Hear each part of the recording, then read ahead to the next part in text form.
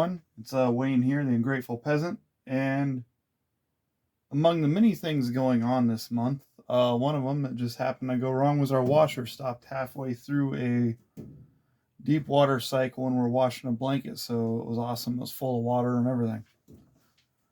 I'm going to show you how I troubleshoot this with just minimal stuff. I mean, stuff that cost me about 20 bucks. The digital multimeter is free.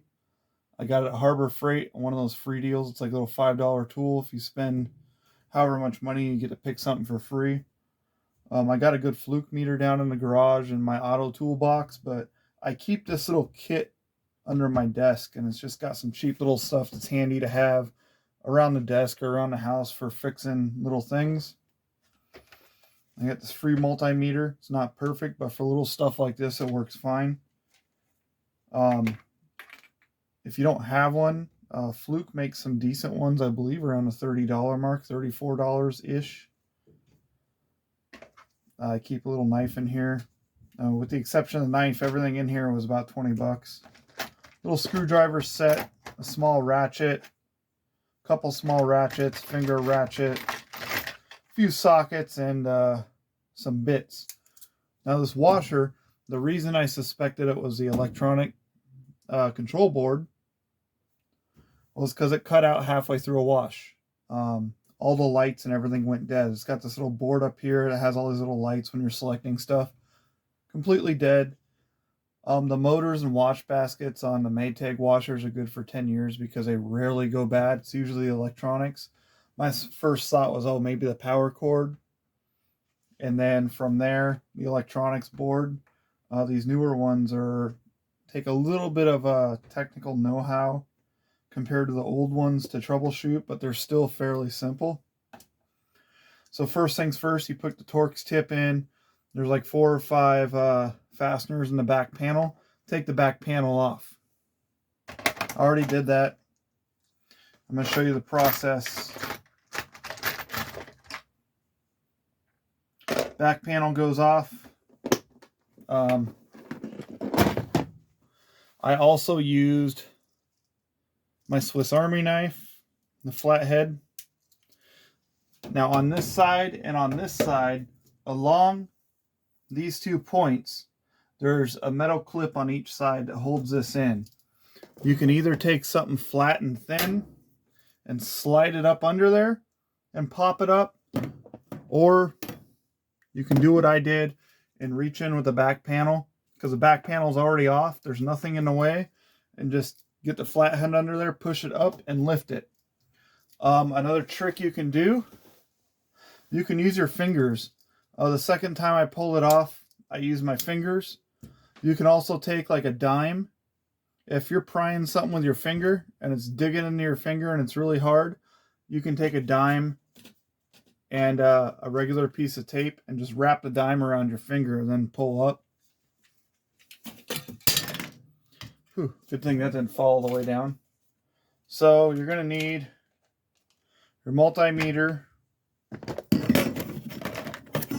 little ratchet or screwdriver with a Torx tip, whatever fasteners you have on the back of your washer. I use this to pry the clips. You can use anything. A piece of tape,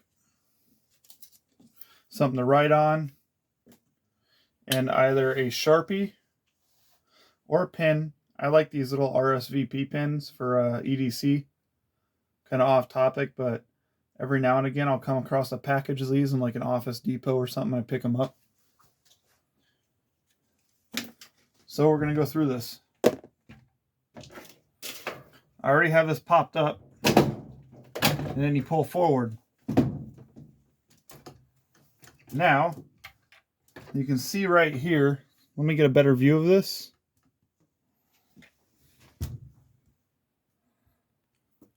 There we go. I'm trying to get you guys the best view possible of this. Now my first thought was maybe it was a power cord. I pulled the power cord out. I pulled the cord that goes to the water, put it back in, reseated them, and it worked again, and it stopped halfway through the cycle and the lights wouldn't come on the board. So what you do at this point, to check this, you plug it in. Now you should have 120 volt power on your wall. This does not read as good as a Fluke.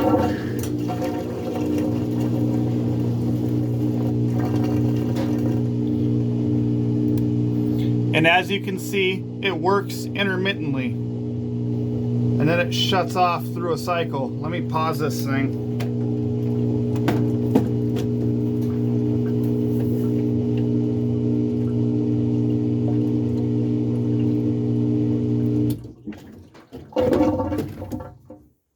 Funny how it's draining on its own now. That's part of the reason I believe it's the board, is because it'll go completely dead. The lights won't come on. And when you check it with the multimeter, it'll read that it has voltage going all the way through.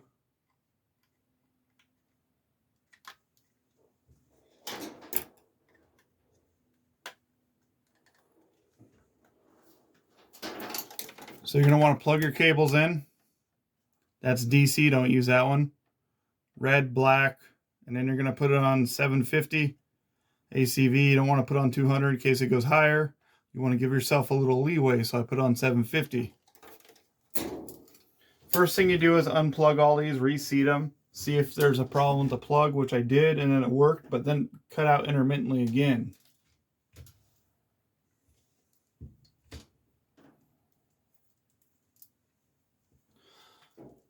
So you have your power cable right here going in.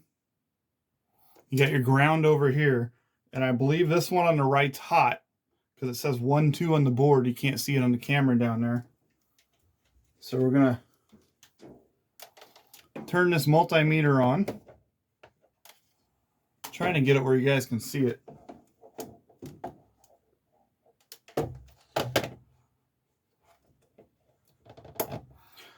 Now this thing, this house, this multimeter, the way it's set up is going to show 150, not 120. I did check it with my Fluke and other outlets and stuff, so it's just this multimeter reads a bit different. Just so you guys don't see that and freak out. So we're going to check the hot with, I guess, as a neutral. You got 150. Remember, you're going to want 120 if you're using a good multimeter, and your house should be wired to 120. This one just reads a bit off because I have checked it with the Fluke. Now we're going to check neutral to ground, and it should be dead. That means you have power going through into the board. And now we're going to loosen the plug a bit, and on the right side of the plug is your hot. We're going to touch the hot. Hang on. Trying to put that where you guys can see it. Might be upside down. And now we're going to touch the ground. Yeah, we're getting reading. So we're getting power going all the way through the board. And this was completely dead the other day, and now it comes on intermittently and works sometimes. Sometimes it shuts down halfway through the wash. And we have to put on a spin cycle to drain it. So my best guess is it's this board.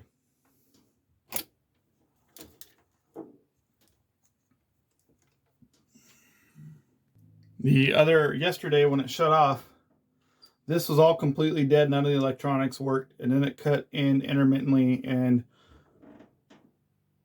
meaning something in here, something in the circuitry.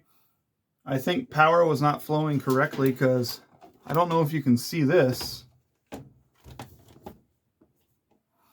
There's a light right here, and that light is supposed to be on all the time. And it was blinking yesterday.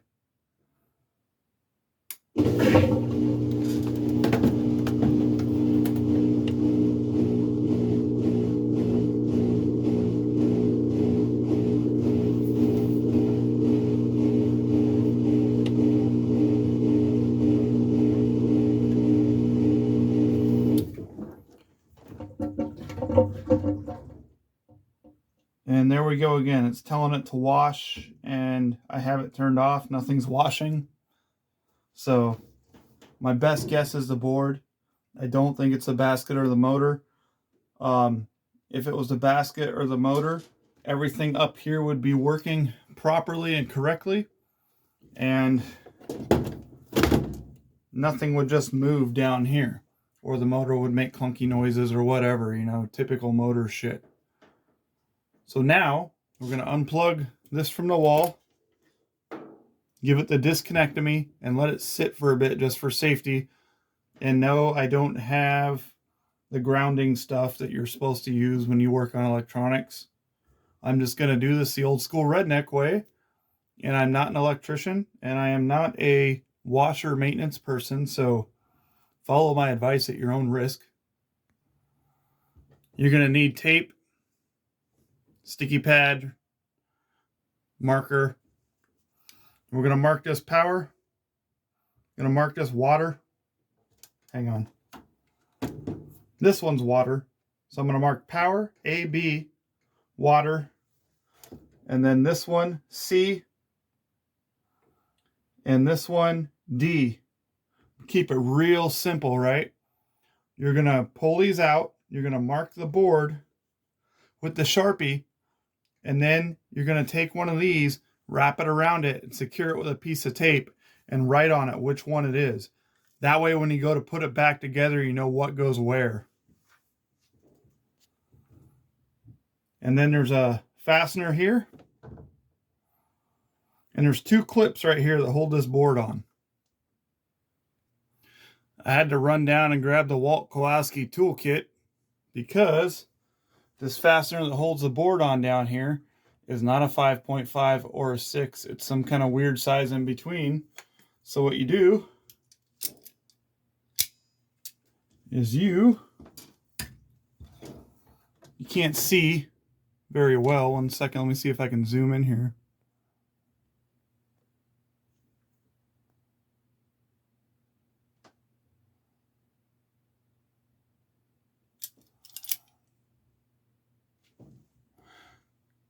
Can't zoom in this format. That's nice. So basically, I'll show you with this fastener. Now these are screwed into plastic, so they're not very tight. So you don't have to squeeze very hard. We'll use this one for an example. You make sure you stick it on the flat end just like that. Flat side to flat side. Squeeze firmly and slowly back it out. You just got to be careful and slowly back it out because it's in plastic and it's pot metal. So if you squeeze too tight and clamp it down and slip, you're either going to destroy the fastener or destroy the plastic. So just be careful.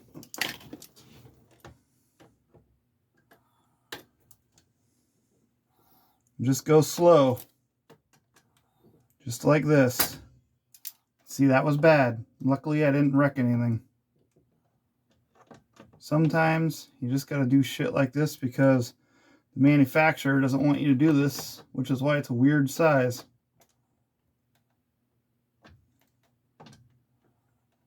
Slowly back it out.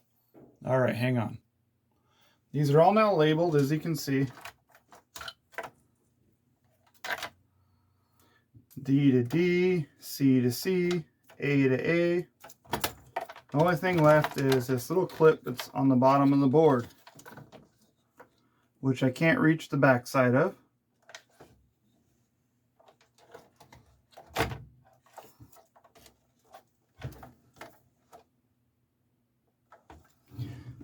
Interesting. It looks like some kind of whatchamacallit. Looks like some kind of now the brain's not working. Zip tie here holding it on.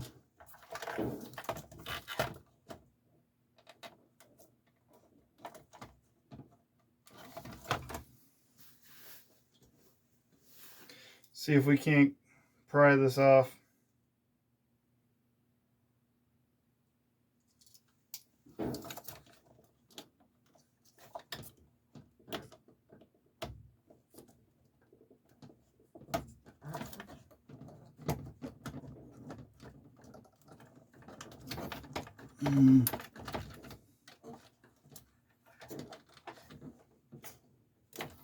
See if I can't wiggle this out. If I can, I'll just have to cut it.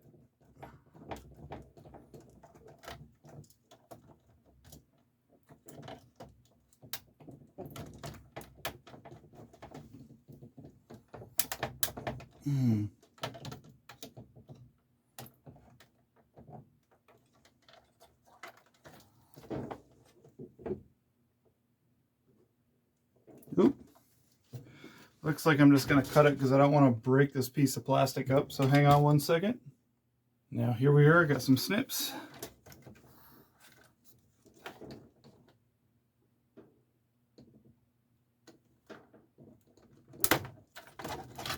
Just be real careful not to get the wires. That would suck.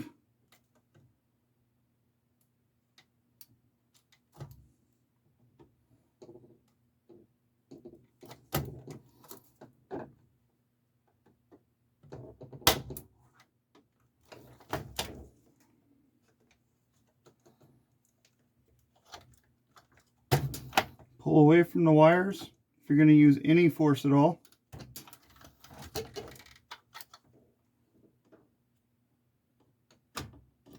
Just doesn't want to seem to go in there.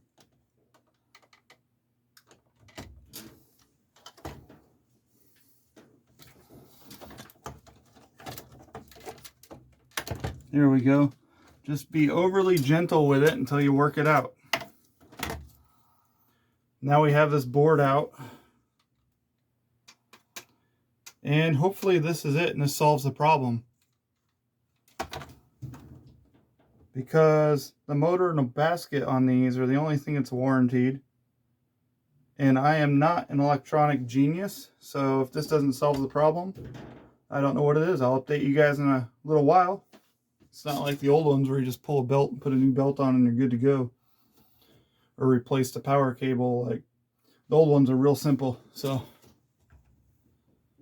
the new part comes in Tuesday, and figured I'd make a video on this to show you you can do things around your house with minimal tools. The tools I used for the most part and the little toolkit were about 20 bucks. And then I had to go down and grab the Walt Kowalski toolkit, give it a little shot of lube and pliers, and slowly back it out. So hope you guys have a good day. Have a good weekend, because I think it's Friday.